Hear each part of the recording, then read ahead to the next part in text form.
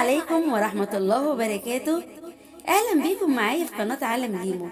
النهاردة معادنا مع فيديو جديد وهنتكلم فيه عن حكاية الأمير خاء مواسط أو المرمم في التاريخ.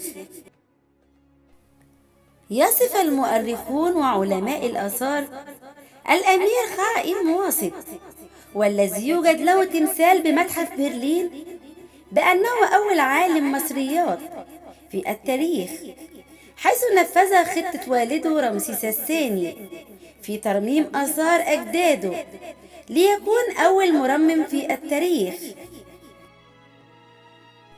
أعرب رمسيس الثاني من خلال نص كتبه عن مدى ألمه وحزنه على ما أصاب مقابر أجداده من انهيار وعدم اكتمالها بعدما رحل أصحابها إلى السماء.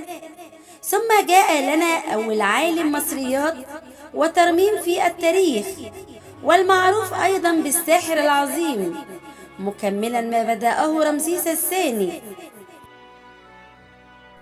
من هو الأمير خاء مواسط؟ خاء مواسط هو أمير وعالم وأثري وكاهن من الأسرة التاسعة عشرة، وهو الابن الرابع للفرعون رمسيس الثاني، أشهر ملوك مصر القديمة، من إحدى زوجاته الرئيسيات في السنوات الأولى من عهده، وهي الملكة إيزانوفريت.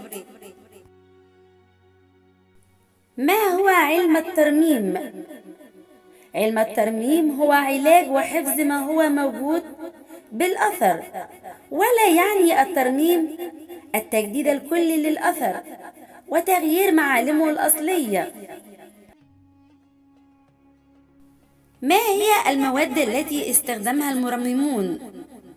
المواد التي استخدموها أثناء عملية الترميم، فكان المرممين في الماضي يستخدمون مواد ذات مصادر طبيعية، نباتية، حيوانية، ولكنهم لم يسجلوا ما استخدموا من مواد أو ما اتبعوه من طرق مختلفة في علاج الآثار.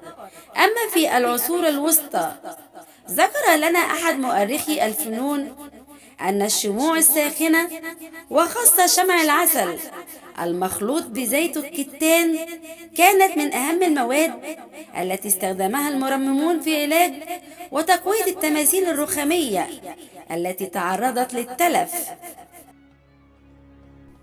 تاريخ إنشاء مقبرة الأمير خاء مواسط ومحتوياتها. تتكون المقبرة من دهليز خارجي يوجهك لحجرتين ودهليز داخلي يوجهك لصالة دفن وسقف مقبب.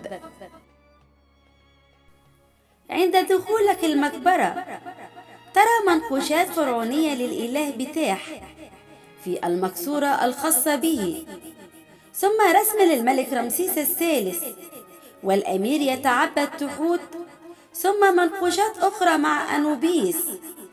وسوف تجد على الحائط الأيمن رسومات للملك رمسيس الثالث يتعبد بتاح، ثم منقوشات يقدم ابنه للإله جبشو والإله أتوم. وعندما تأتي من على يسار الحجرة سوف ترى دهليز يتواجد على الحائط منقوشات لإيزيس ونفتيس ونيت وسلكت مع الكاهن حورس ظهير أمه.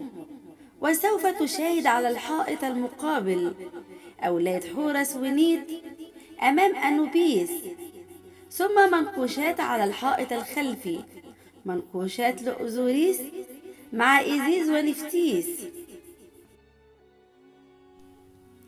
نأتي بعد ذلك إلى الحجرة على يمين الدهليز، سوف تجد منقوشات لنيت وسلكت ونفتيس وإيزيس.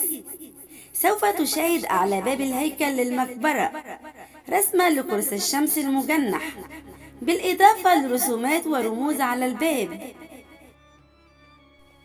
وعندما تتوجه يسارا تجد منقوشات لأنوبيس يحمي المقبرة وتحت رجليه أسد، ثم منقوشات فرعونية توضح الملك رمسيس الثالث يقدم قرابين للإله تحوت. وعندما تتوجه إلى الجانب الآخر تجد منقوشات للأسد يحمي المدخل. واهتم الملك رمسيس الثالث بعمل رسومات مع ابنه، وهو يقدم بخور للآلهة التي كان يتعبدها. في الجانب الآخر تجد منقوشات فرعونية لأوزوريس يجلس على العرش، ونيت وإيزيس بجواره على اليسار، ونفتيس وسلكت على اليمين. ثم منقوشات لأولاد حورس تخرج من زهرة اللوتس الفرعونية أمام أوزوريس. قصة الأمير المشهور. كانت دائما تملأ خائم واسط الرغبة في ترميم آثار ملوك مصر السفلى والعليا التي تدهورت، فقام بالعديد من الأمور العظيمة، وهي ترميم هرم زوسر المدرج، وترميم مقبرة شبسكاف، وأيضا ترميم هرم الملك ونيس بسكارة. ثم اتجه إلى ما تهدم من هرم سحورع وقام بترميمه، وأيضا معبد الشمس الخاص بالملك ني وسرع، وكان حريصا على تسجيل اسم صاحب الأثر على أثره بعد الانتهاء من أعمال الترميم، معلنا إن كبير كهنة بتاح الأمير خائم واسط هو الذي خلد ذكرى الملك صاحب الأثر. ومن أهم ما وجه خائم واسط العناية به أيضا هو الحفاظ على القوانين الدينية، فاحتفل بأعياد الفيضان في جبل السلسة، كما أشرف على احتفالات والده بالعيد الثلاثيني. وفي النهاية وبعد هذه الإنجازات توفي هذا الأمير في نهاية 50 من عمره، ودفن في قبر كان قد أعده لنفسه داخل السيرابيوم. رأى الكثير من المؤرخين والباحثين أن خائم واسط هو أول عالم مصريات في التاريخ، نظرا لأعمال الترميم العظيمة التي قام بها من أجل الحفاظ على آثار الأجداد. دفن في مقبرة رائعة ذات صلة وطيدة بمنصبه الديني الذي كان يتولاه، حيث دفن في سكارة بين عجول أبيس المقدسة